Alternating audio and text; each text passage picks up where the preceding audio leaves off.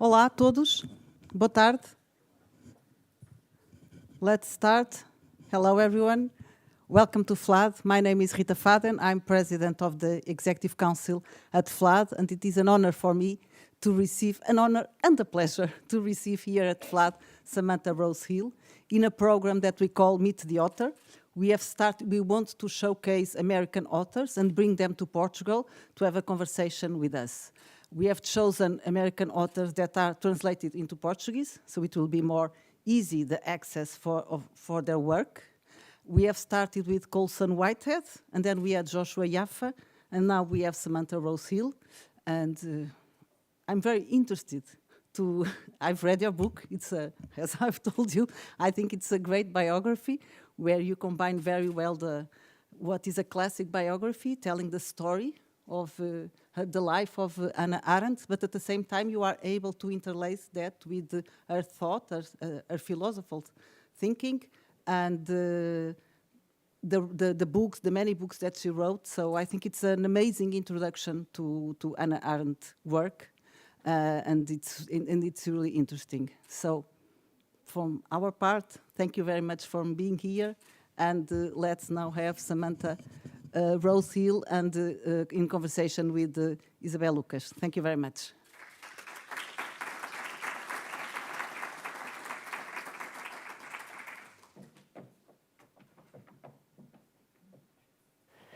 Boa tarde, good evening. Thank you all for coming here, listen to Samantha Rose Hill. I asked her, first of all, to read a part of her book, just for us to enter in the book and in the tone of the book, in the spirit of the book, in Hannah Arendt's head.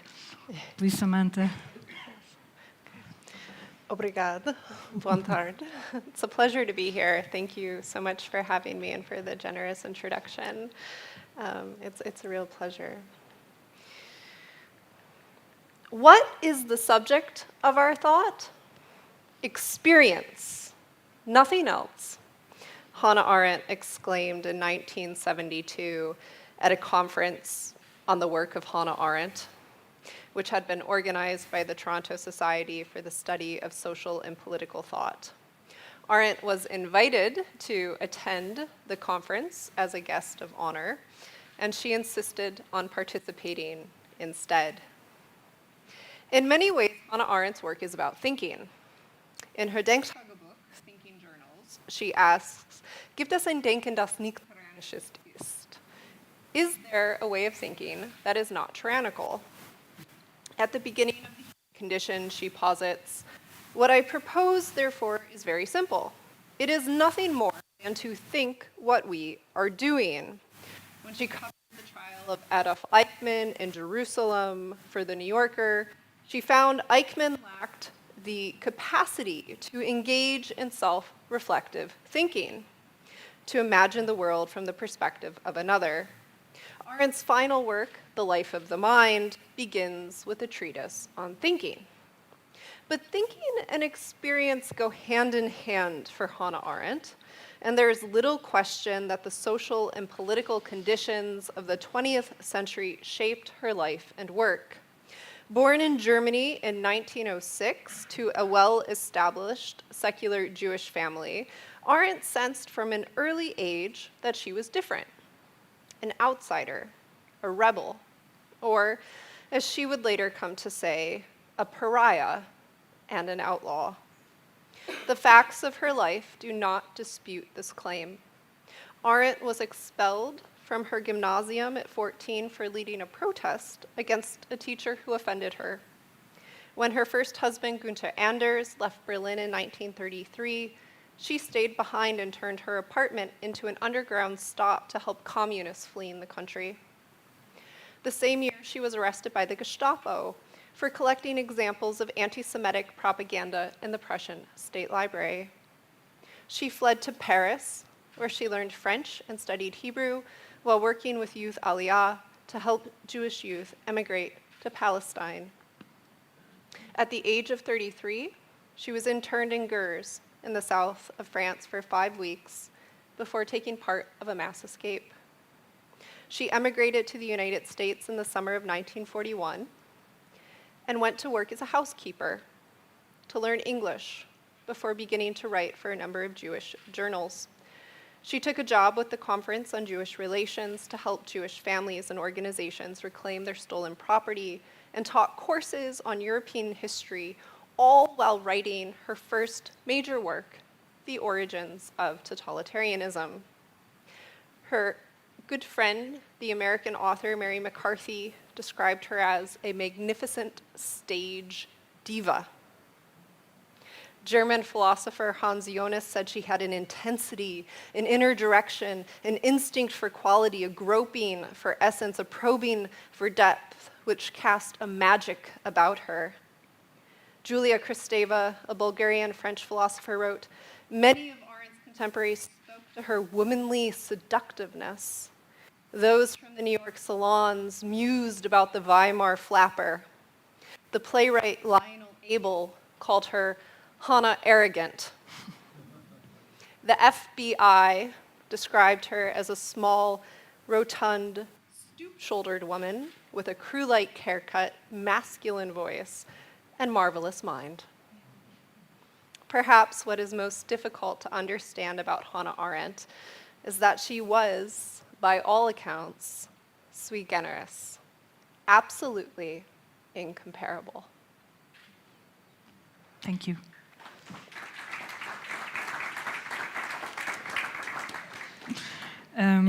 Just a very brief presentation of Samantha Rose Hill. She's a senior fellow at the Hannah Arendt Center of Politics and Humanities and associate faculty at the Brooklyn Institute for Social Research at the University of the Underground. She's the author of Hannah Arendt, this biography.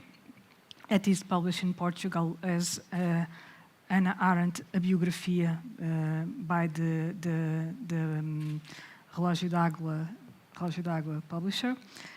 She's also the author of Hannah Arendt's poems that just arrived in English, I guess. This coming November. In November, just now. Yes. Next November. Oh, November 23? Yes. So this is wrong information here. And she has works in the Los Angeles Review of Books, Literary Hub, Open Democracy, Public Seminar, Contemporary Political Theory, and Theory and Event. She also just confessed me that she has a very dry sense of humor. So welcome, Samantha Rose Hill. Let's talk about Hannah Arendt. And I was reading your Twitter. Oh, no. Yes, I was. And you confessed that today you were around Lisbon and you were touching your lips with your lipstick, and a policeman confronted you and said, "Please go on." It was your first. How was your first meeting with Lisbon? This is my second This is meeting. your yes. I've but been here before. No, so I've been here for a few days, and I have been just wandering aimlessly, which is what I like to do. And I have really, it's a very walkable city. I've enjoyed it thoroughly.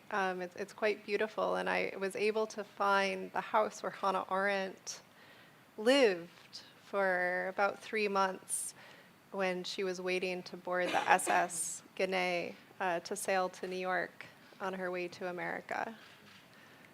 It was Rue Farmaceutica. Sociedade Farmacêutica, Yes. number 6. Yes. How was the life of Hannah Arendt here in Lisbon in that 3 months? Can you what did you discover about that period? That doesn't came here in the book. There is a mention that she passed here. She was here for 3 months, but you don't know exactly what she did. No, and I traveled here when I was researching the biography in hopes of finding out a bit more. I traveled to many places where she had lived and studied and worked, and her few months here remain something of a mystery.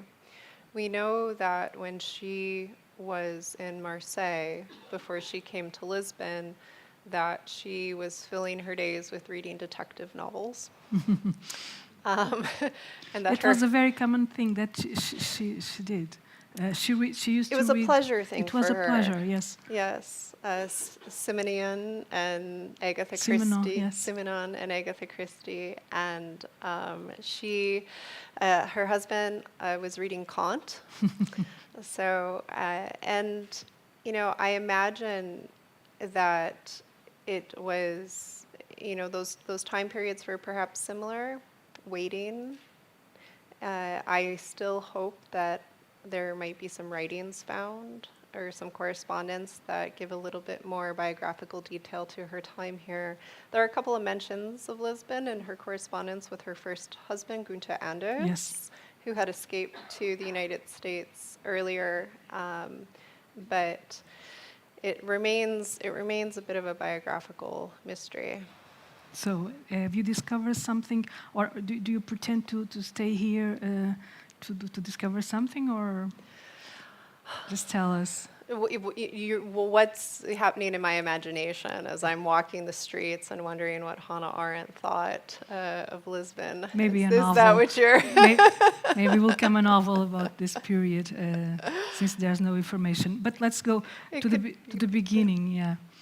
What made you interested by Hannah Arendt's work? Oh, goodness. So I have been working on Hannah Arendt for almost 20 years now, which is hard to believe. And I stumbled across the human condition when I was in college. And I was a very precocious child and had been reading political philosophy since I was about 12 or 13. And I opened the human condition. And in 1956, a man-made object, for time orbited the stars with the celestial bodies. And I was like, I had never opened a political philosophy book like that before. And I was seduced by her poetic writing style. And I had absolutely no idea what she was talking about. And I desperately wanted to understand. So I took, 9 directed studies, blew off my coursework, and spent about the next 10 years reading nothing but Hannah Arendt. And what made you make that decision to make a biography about such a personality as Hannah Arendt? She's very complex. She's very polemic. She's still very actual. Yes. She's still very mysterious also. What made you do that? In 2015, I'm sure as many of you know, Hannah Arendt became a #1 bestseller. Donald Trump was elected president, and many people reached for Arendt's work to try to begin to understand what was happening. And I was writing quite a bit about Arendt, and so I was asked to write the biography. I am not a trained biographer. I have a PhD in political theory, but I'm a writer. And the first thing that I had been taught in my studies was that I was not allowed to confuse an author's work with their life. You write about the work, not the life. And I threw that out the window. And it was exceptionally liberating, because with somebody like Hannah Arendt, you can't write about the work without writing about the life. And so it was a very freeing project for me intellectually. And I wanted to, in the popular imagination, Hannah Arendt is often perceived as this very serious figure of thinking. She's often bent over a table in black and white, smoking a cigarette.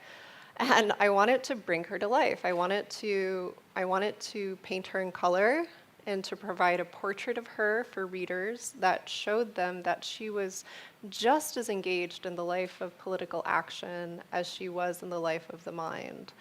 And to show how all thinking moves from experience, Yes. which is why I chose to frame that book from that humorous anecdote that comes later on in her life. But for her, all thinking does move from experience, and we have an obligation to think about what it is we are doing. Mm-hmm. And one of the things you mentioned that when you start to read Arendt, you were kind of surprised with the poetry of that writing. Yes. That it's not very common that a political thinker or a political writer use the poetic way of writing to express Yeah. the thoughts. That is one of the things that is most very surprising here in the book. This kind of, you presented her as a poet also. You presented Arendt as a political thinker, but also as a poet. What did poetry, in another way, how did poetry influence the way she wrote about politics? Yeah, no, it's a beautiful question. How did poems influence the way that she writes about politics? So there's the great quote from her friend and lover, Hans Morgenthau, that I included in the biography, where he says that she had a poetic mind, which means that she was able to draw together things which you wouldn't ordinarily draw together, but seemed absolutely commonsensical once she had presented them to you. And, you know, I extend to her a compliment that she extended to Walter Benjamin in her introduction to Illuminations, which is that she was a poetic thinker without being a poet. And she understood herself to be free from those academic traditions of being forced to write in a certain way over time, and that she was drawing together poetry, philosophy, history, intellectual history in order to think about something like the rise of totalitarianism or evil in the 20th century. And so I think on another level, one of the reasons that her work appeals to so many people, even now, is that through her tone, which is often what got her into trouble, her sense of humor and her irony, is that she's writing, she is first and foremost a storyteller. Hannah Arendt is a storyteller because she understands that at the end of the day, what matters is the meaning we create from the stories we tell about our experiences. Yes. And her approach to that is a poetic one. But the way she finds to tell that stories, there is a poetic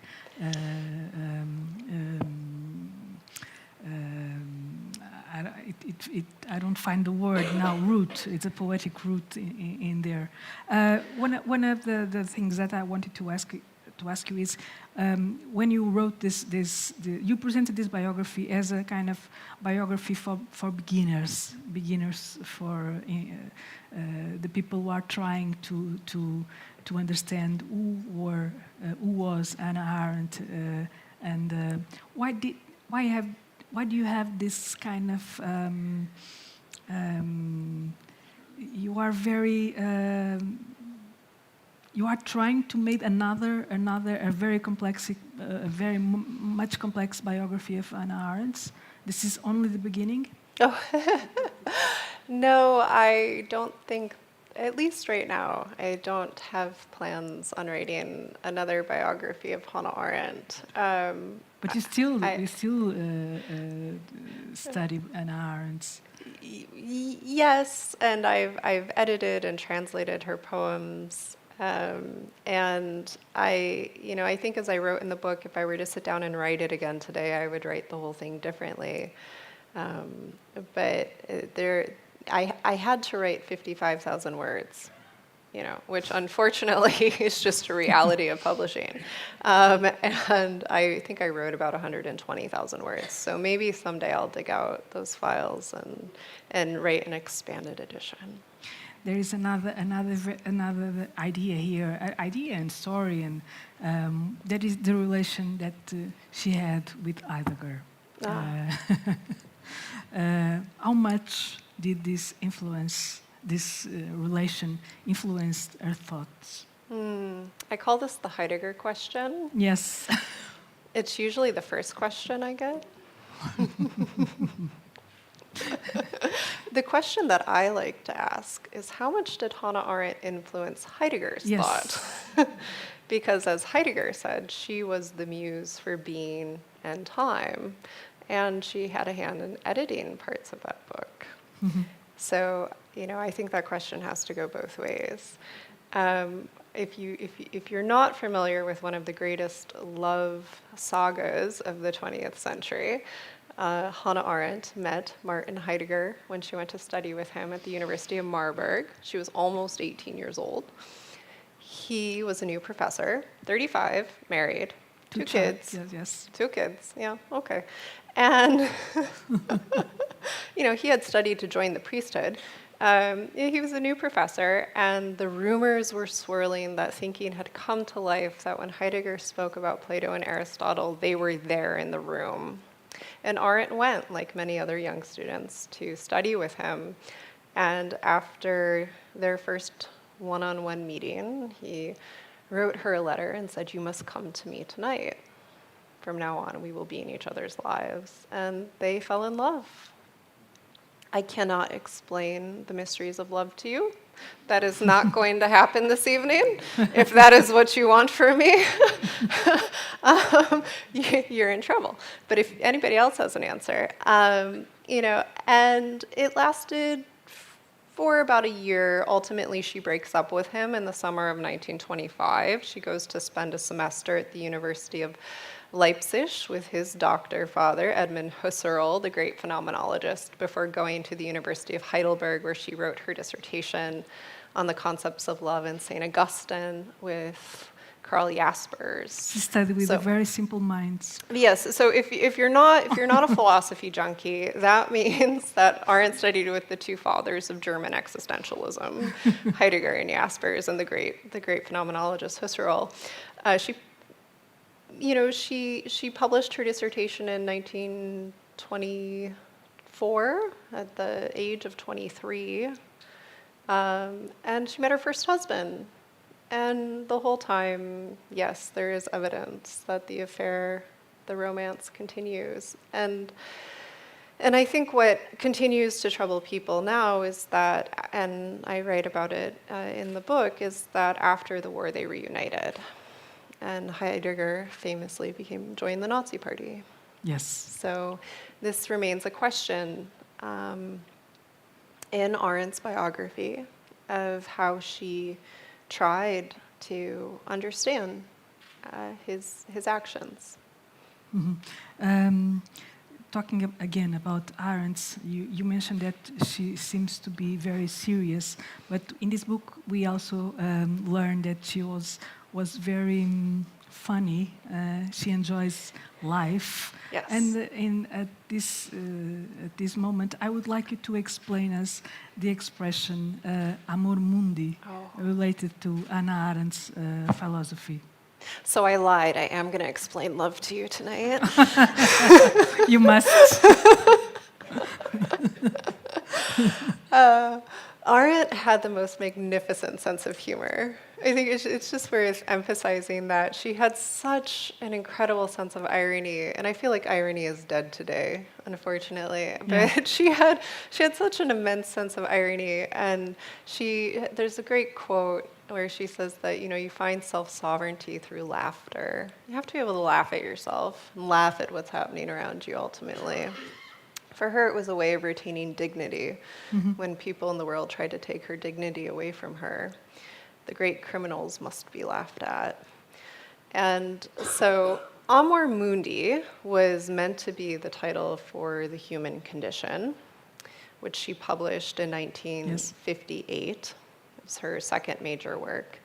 And she writes to Karl Jaspers, her dear mentor and friend, that she would like to dedicate the book in his honor, and she would like to title it Amor Mundi, for the love of the world. And she says, only this late in life have I now come to understand what it means to truly love the world means to love all of the evil and suffering in it. You can't just take the good.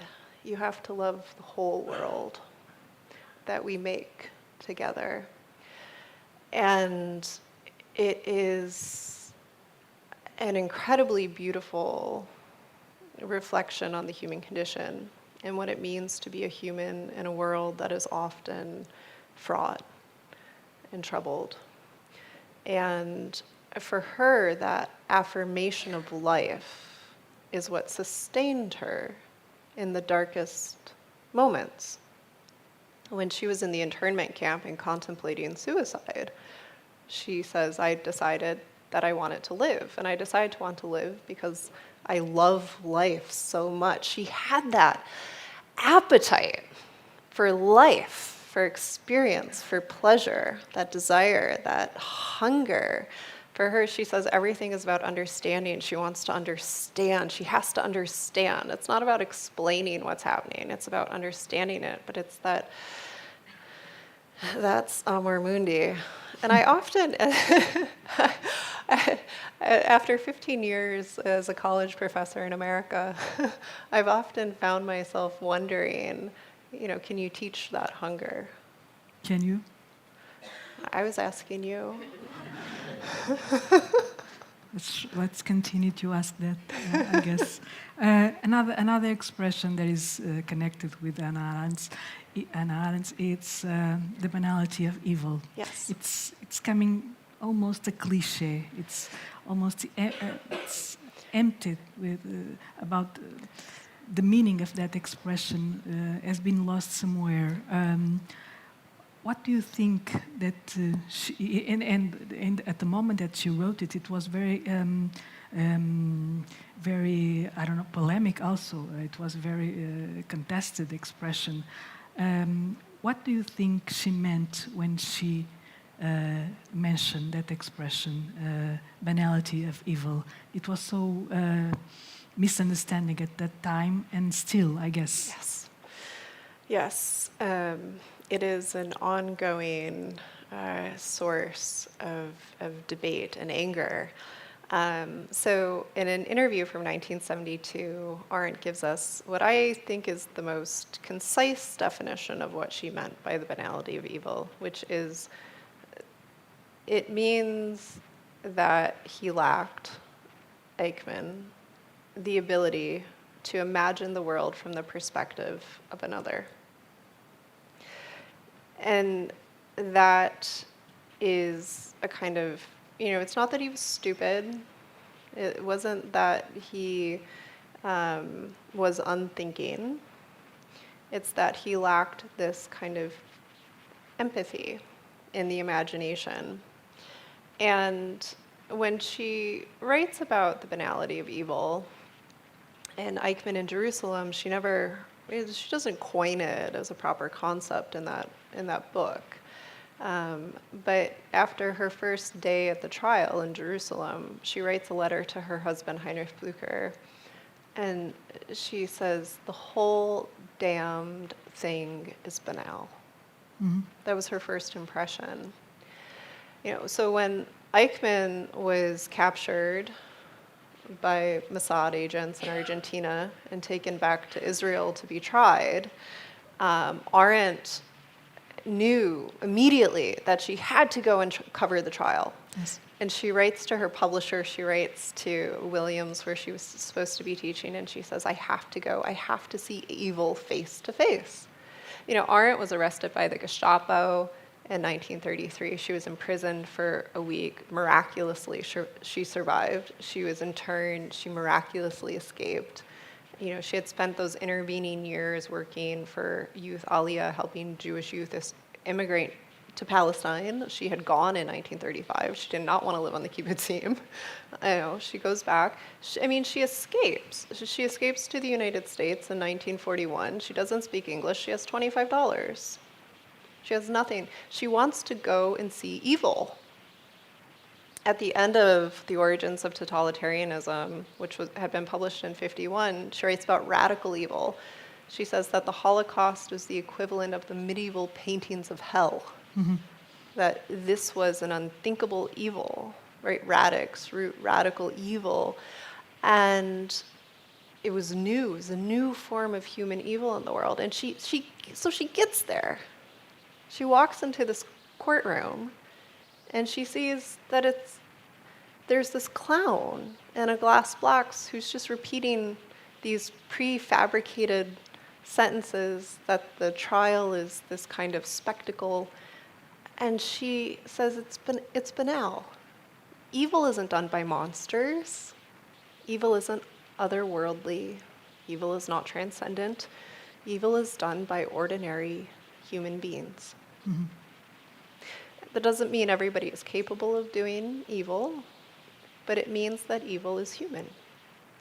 And for her, that's what she meant by banality. And still a very urgent question nowadays, when everybody, lots of people use that expression, and they didn't know what they are talking about when they... No, well, I think, one of the most, I think, frustrating things about Arendt for many readers is that she never uses words in the way that we use them colloquially. Mm-hmm. So she doesn't mean banal in the way that we use banal, or she doesn't mean imagination in the way that we use imagination. It's part of the poetic thinking and the way that it gives form to her political writing, is that she's so attuned to language. She's mm-hmm. always combing through the history of a word in order to bring meaning to the surface or change our relationship to our vocabulary. Because for her, our vocabulary is evidence of our thinking. Mm-hmm. Talking about that, how did you find the tone to this biography, to write this biography? Oh, goodness. So I wrote the whole biography, and I got to the final chapter on storytelling and the end, and I realized that I had to rewrite the entire book because I had written it in the wrong tone. In the wrong tone? And the final chapter was the tone that I wanted to write the book in. So it was actually... My publisher was not happy with me. They thought the book was over. And I was like, I rewrote the whole thing. The frame for the book is based upon Hannah Arendt's essay for Walter Benjamin. Mm-hmm. That in Men in Dark Times. Yes, that relation with Walter Benjamin, it was crucial to Arendt. It was, yes. Tell us a little bit about that.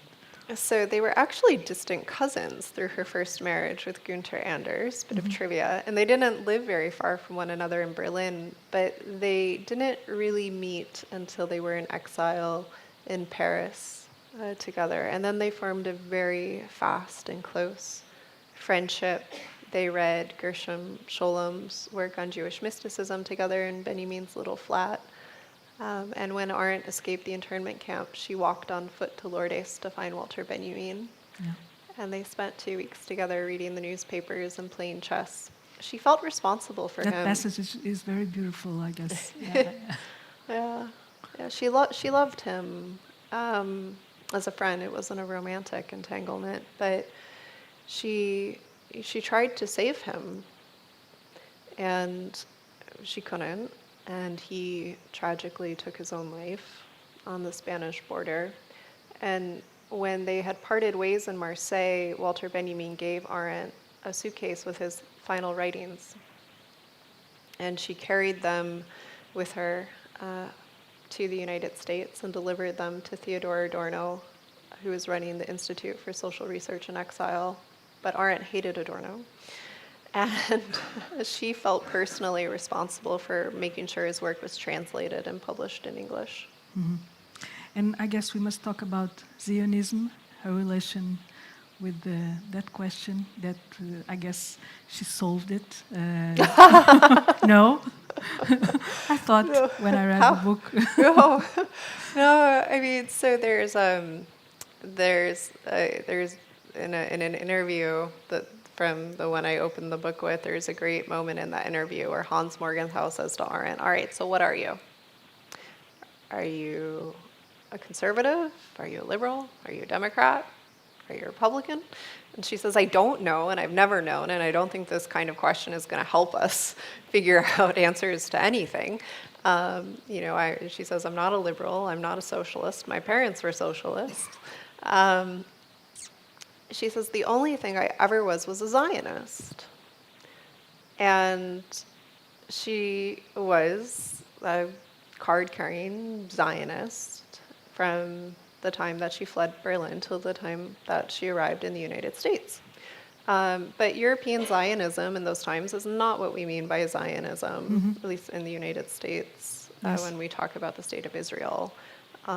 Today, in fact, Arendt vocally protested the founding of the state of Israel as a Jewish nation state, along with Albert Einstein and others. She was not an advocate of the nation state as a political institutional model. But as a small girl who had been teased and bullied for being Jewish, her mother taught her that when you are attacked as a Jew, you fight back as a Jew. Yeah.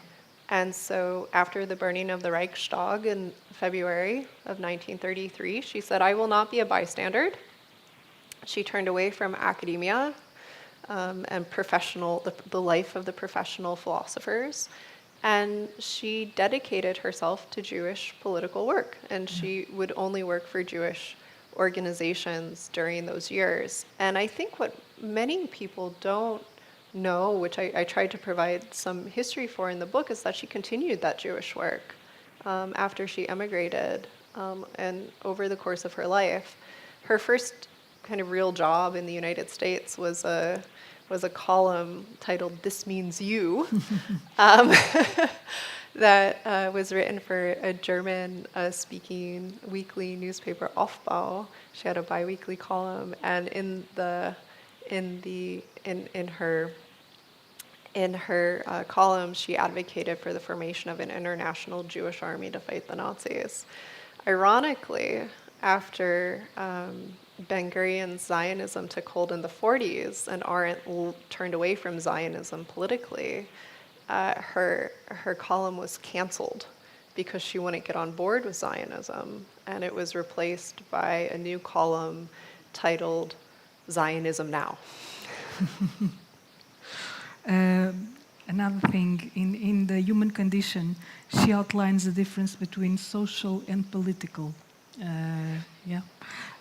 What is important to know about this distinguish in Hannah Arendt's mind? Oh, goodness. So it's a tripartite distinction. Hannah Arendt is always giving us tripartite distinctions. Everything comes in threes. So it's the private, the social, and the public. And she talks about the private as the realm of the home, of the family, where we nourish ourselves and where we can retreat in solitude, kind of close the door to the world and be with ourselves. And the political realm is where we appear in front of others, and we are recognized in speech, in deed, as who we are. The social, for Arendt, is what's a nice way to say this? The rise of the social is the transformation of private and public life into a kind of commodity where everything becomes an object of consumption. So if you think about the private here and the public here, and for Arendt, these are porous boundaries. They're not firm walls. There's a porosity between private life and public life, as we all know practically. The social, she describes it as rising up. And we see that today, very practically speaking. If you have one of these smartphones, right? Instagram, Twitter, one constantly exposes both private and public life as a kind of social commodity, which does indeed operate as a commodity in our world today. And the kind of takeaway from that, and there's a lot to say about it right now, especially with social media, is that is not a hopeful book. The rise of the social in modernity for Arendt means the loss of freedom. and she is not hopeful that freedom can be saved. Do you think about that when you use social media? I try to be very boring on social media and just post images from archives or tell stories. And lipsticks. Yes.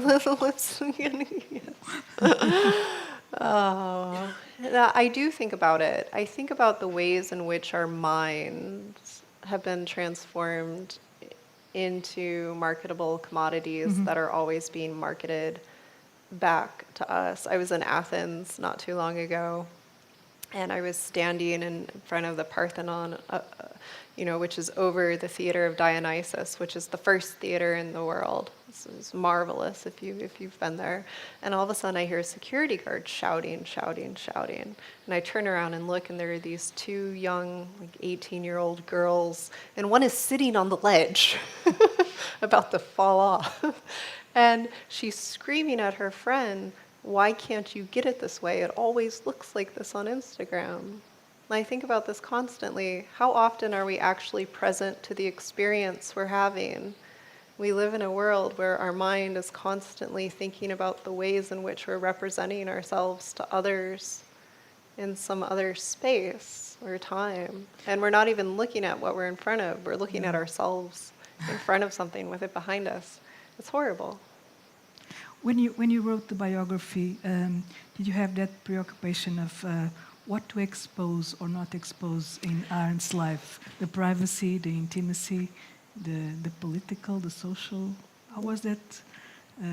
Oh, goodness, yes. With the poems more, it has felt like a violation because they were so much a part of her private life. There were certain things I chose not to include. Such as?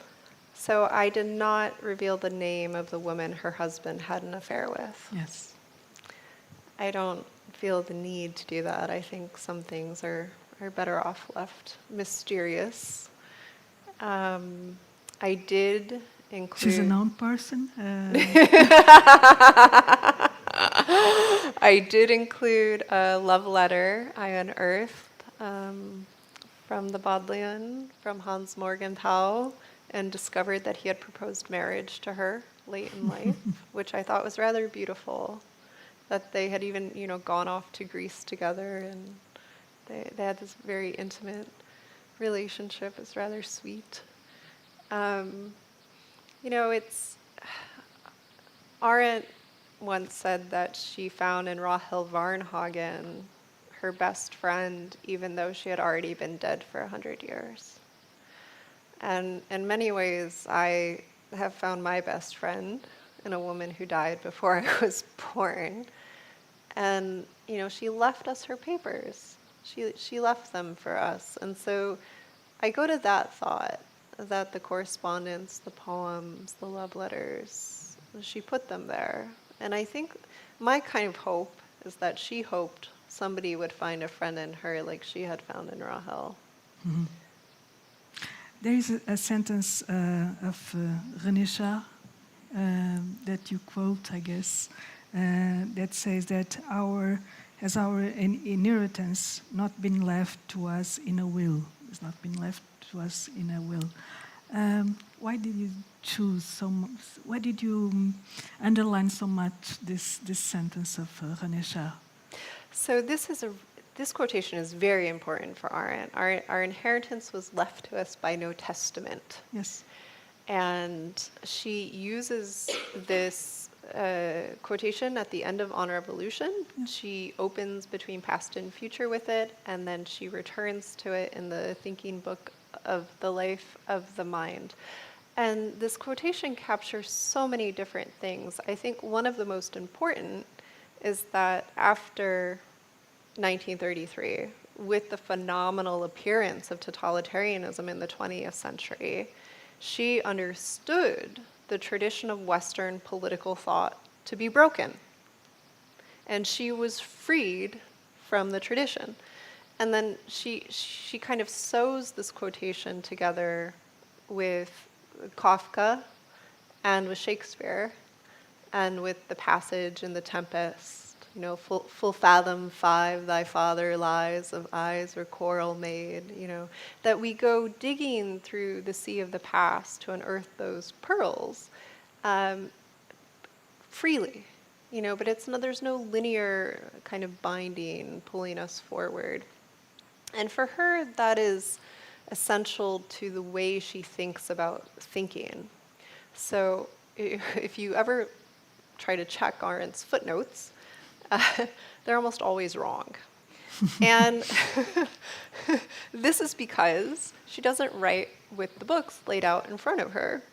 She lays on her sofa and she smokes and she thinks and she carries on these conversations with Plato, with Aristotle, with Heidegger, with Marx, with all sorts of figures, Wordsworth and Emily Dickinson, and she then writes everything, and she doesn't get up to go to her typewriter until she can take dictation from herself.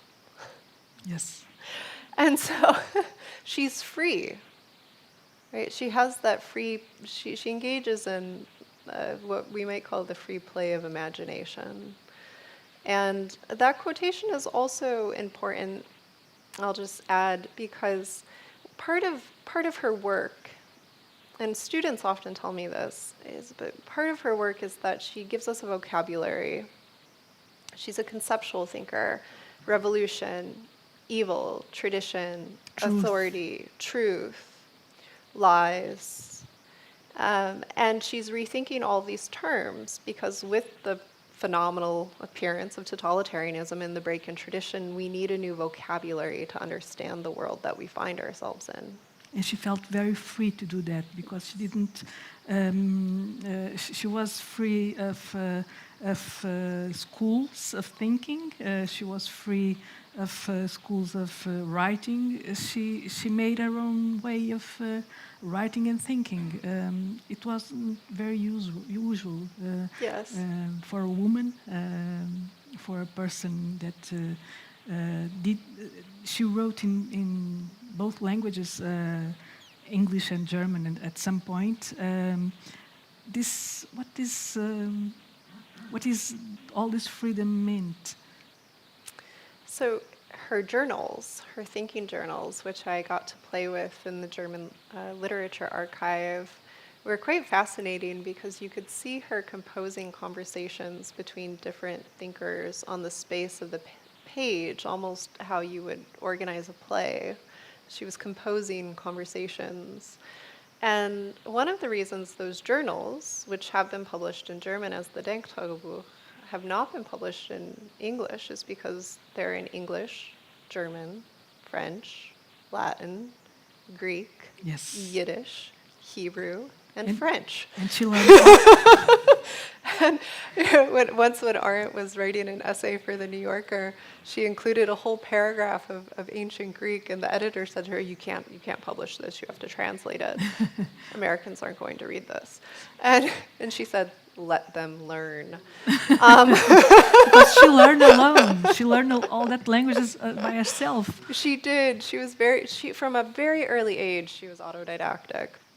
By the time she was 14, she knew Greek, Latin. She had read all of Immanuel Kant, and she was reading Karl Jasper's Psychology of World Views. And she says all the books were right there. They were in her father's library. She hated school. She got kicked out of school. She refused to go whenever, she had Greek lessons at something like 10 o'clock in the morning, and she told her mother, "That's inhuman. I'll learn Greek on my own." And she did. Yeah.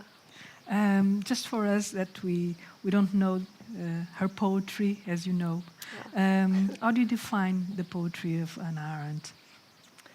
So the first time I visited her archive at the Library of Congress in Washington, D.C., I was extremely methodical. I had the pleasure of being so because I was living in D.C., so I just worked at the archive every day. And I started with the first box and worked my way to the last box. I know it was, so I get to the very end. It was after a year or so in the archive, and there is a folder titled Short Stories and Poems. And I opened it, and there were poems.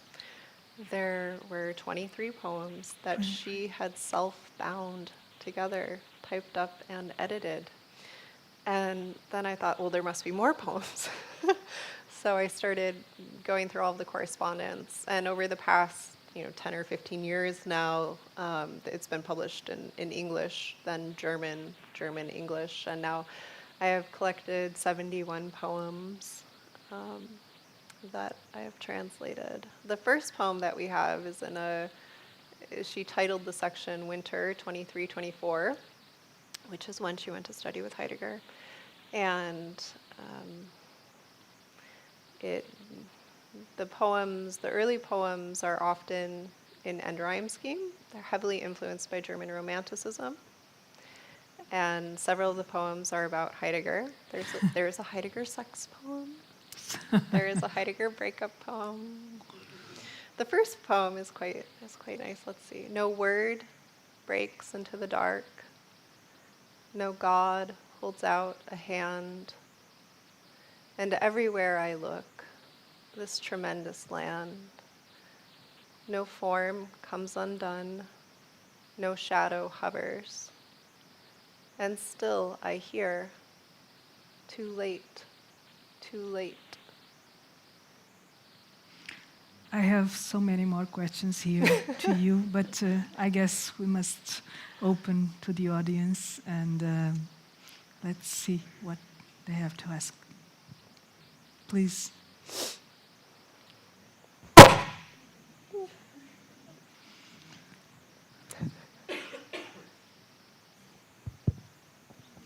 Good evening, Professor Hill. Hello. I'm sorry if this is an unfair question because you've already more or less addressed this, but I would like to know your opinion. Where would you place Hannah Arendt in the tradition of political thought? So, like I said, it's an unfair question. It's impossible to have an answer, but I would like to have your view. I like unfair questions. They're a good opportunity for storytelling. When Günter Gauss interviewed Hannah Arendt on German national television in 1964, he began the conversation by saying, "So, you're the most famous female philosopher of the 20th century. How does that feel?" And she says, "I have to protest. I'm not a philosopher." She says, if you can say, I'm anything, I'm a political theorist. And of course, she means something by the word theory. Theory from Theoria was a commission of men who were elected to travel to foreign lands and return home to report on other countries. And Arendt understood herself to be engaging in the work of theoria, in the Greek sense, of reporting the facts. She observed the world, she experienced the world, she thought from it, she told a story about it. It's a fascinating question because it depends on what work we're talking about. So if we take Eichmann in Jerusalem and her writing around the banality of evil, I think one of the things that's often overlooked in talking about that subject is that she's very much making an intervention in the theological and philosophical debates around the problem of evil, which is a proper philosophical problem. She had studied as a theologian and a philosopher. If we're talking about the origins of totalitarianism, she's very much doing this she has this Walter Benjamin approach to thinking about history. It's very materialist. She doesn't fit in anywhere. She doesn't fit anywhere comfortably. So it depends, one of the questions that you might ask is, who do you put her next to on your bookshelf? She sits next to Walter Benjamin on my bookshelf.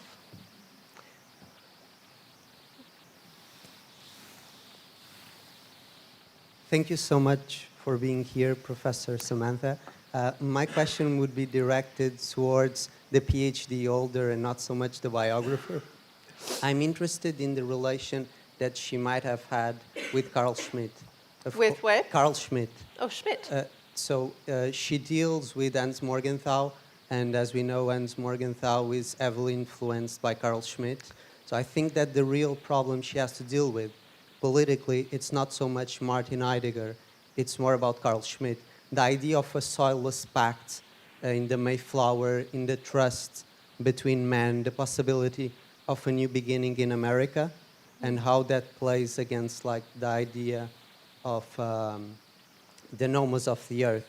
At the end of the Nomos of the Earth, she writes that the Nazis said blood and soil, they meant blood, and Schmitt saw soil.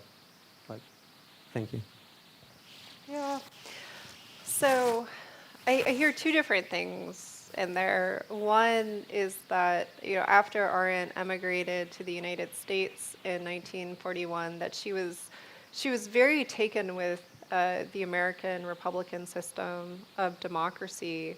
She wrote quite a bit about the founding fathers, the hommes de lettres, the men of letters who had founded the Republic, and she writes about Montesquieu, who had found a new way to conceptualize power.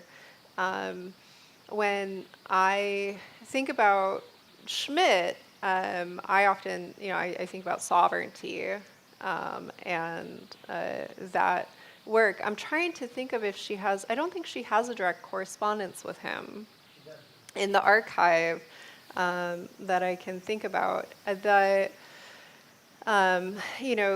I would look to the work around the nation state and the early Jewish writings from the 1940s, where she's incredibly critical of ethno-nation states.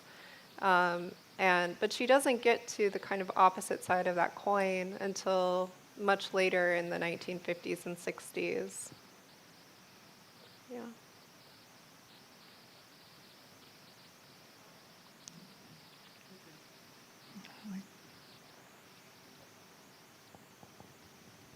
Good evening. Did you find any references on any letters or conversations where Hannah Arendt directly addresses Heidegger on his political views? Yes. Oh, okay. You've answered. No, I did. So I include some of that in the book. I'll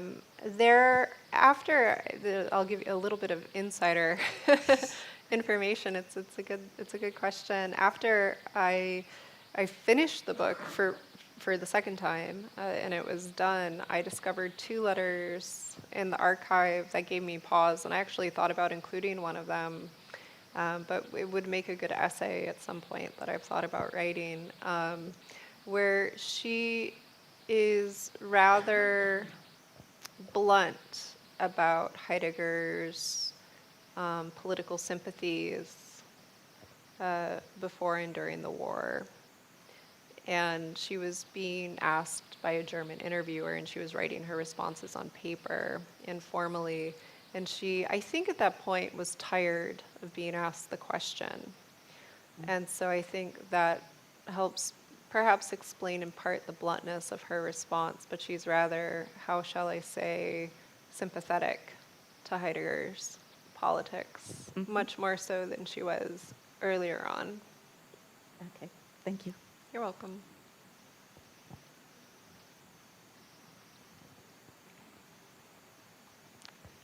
I don't also know if this is a fair question because I'm coming from one book that I read.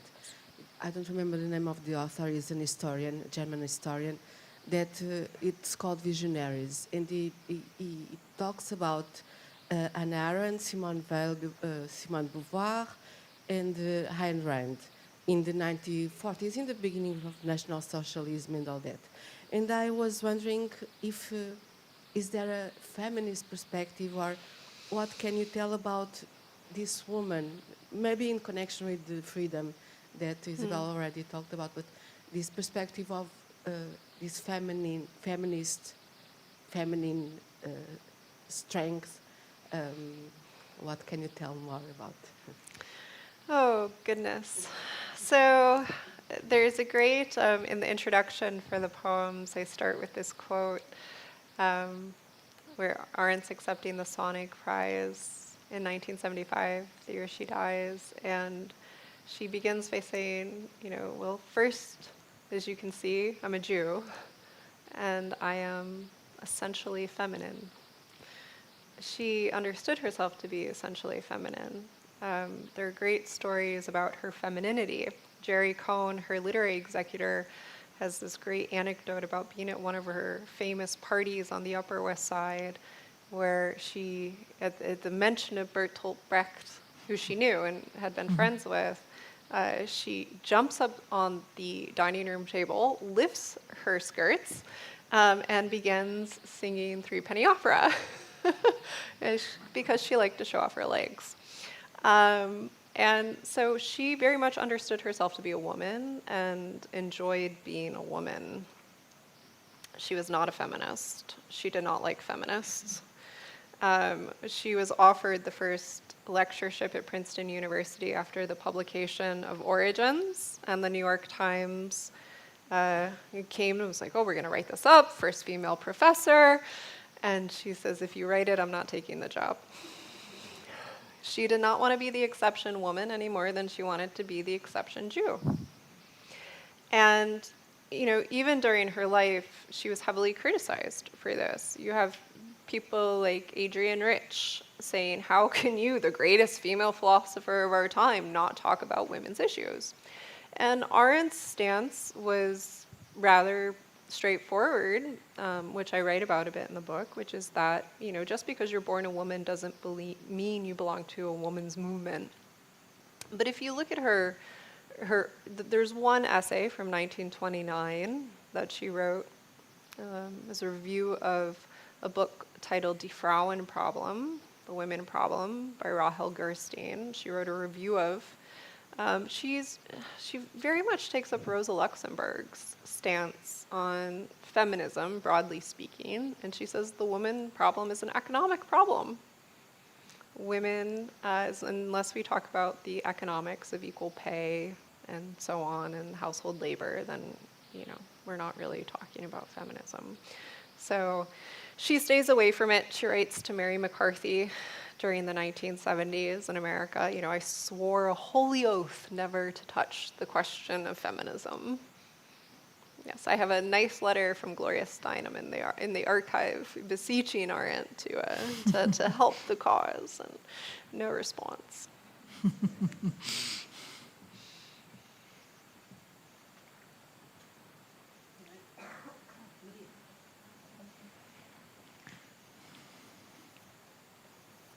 Hi.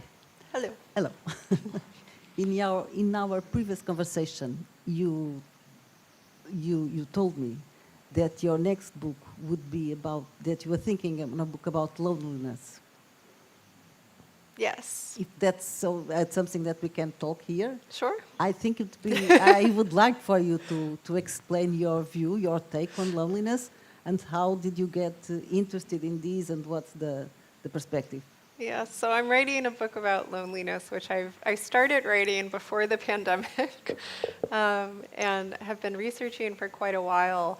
I was initially kind of drawn to loneliness conceptually because at the end of The Origins of Totalitarianism, Arendt writes that loneliness is the underlying condition of all totalitarian movements.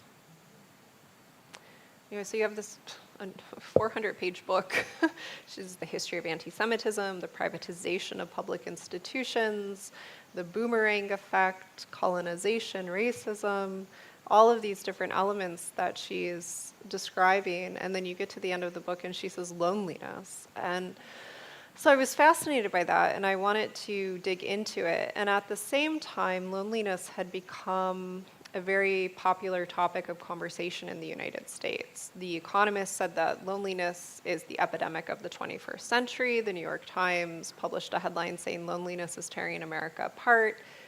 Theresa May appointed a minister of loneliness in the United Kingdom. And so I wanted to understand why all of a sudden we were talking about loneliness. It's interesting, actually. Arendt, of course, doesn't use the word loneliness for loneliness when she says that. She uses the German word Verlassenheit, which means abandonness, a sense of abandonness. And she's taking that from Nietzsche. But what I discovered is that at a certain point, philosophers and people in the humanities had stopped writing about loneliness, and that loneliness had become a public health problem. And I wanted to understand loneliness as part of the human condition. Loneliness cannot be cured. If we were to cure loneliness, we would be curing part of our humanity. But the way that we talk about loneliness is very troublesome, at least in the United States, I can say. It's treated as something that you can buy your way out of, something that you can cure, or something that's a problem in your personal life. And the fascinating thing for me over the past several years researching this book has been that when I talk to people, the first thing they say to me often is some variation of, "Oh, loneliness. You don't understand loneliness. I know what loneliness is. Let me tell you about my loneliness." And people want to talk about loneliness. They want to talk about their personal experiences. And so I'm hoping that part of this work will create space to normalize the experience of loneliness. But I'm also very interested in understanding the relationship between loneliness and democracies. Democracy, which has been suffering. And I think I'll just add, the question that I find myself returning to is, where do people get their meaning from?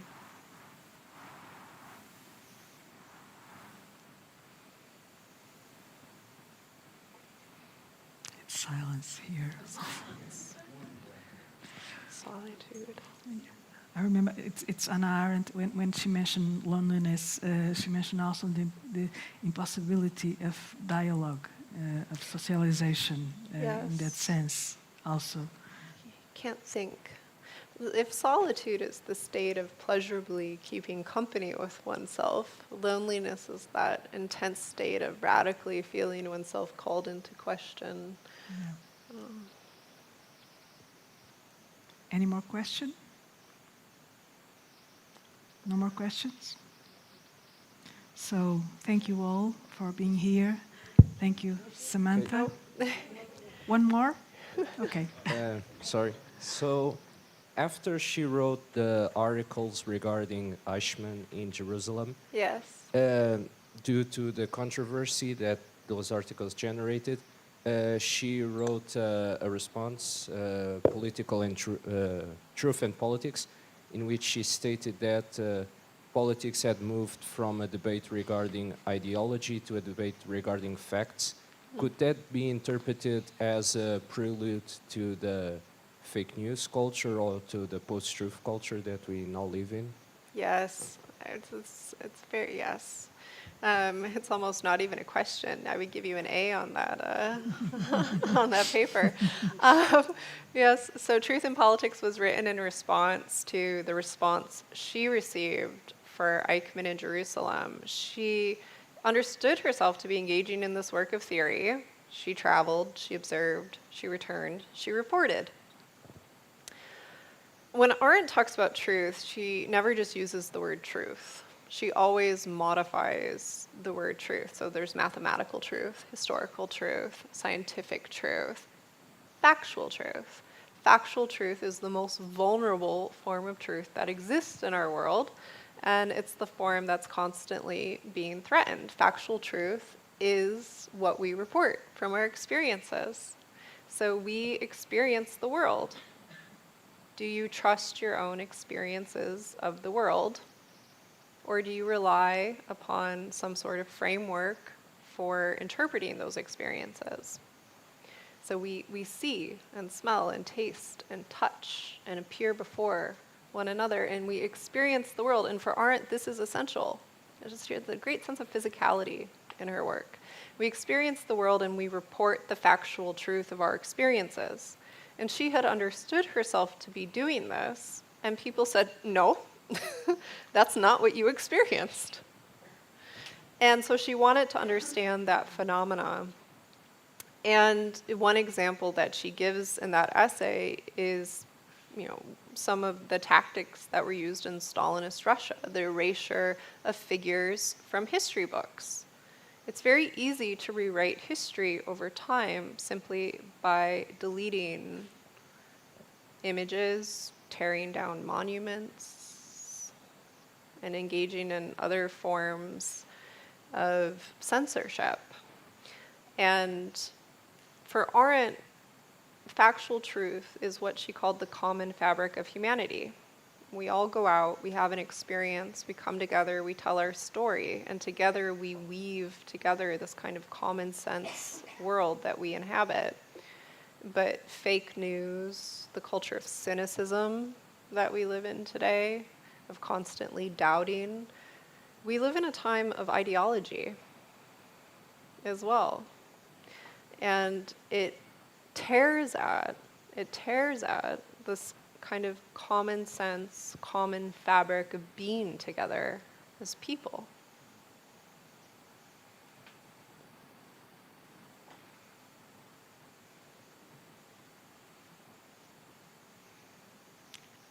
It's not a happy note to end on. I'm just looking to find someone. No? Okay. Thank you. Thank you so much again, all of you. Samantha, it was a pleasure being here with you, and Flad to receive us. We see you in January for another conversation here. Thank you so much. Oh, no, just another thing. Samantha will be here signing books, just here. Thank you.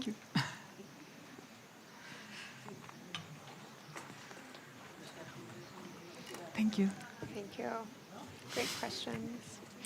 Can you sign me this book? Yes, of course. Yes.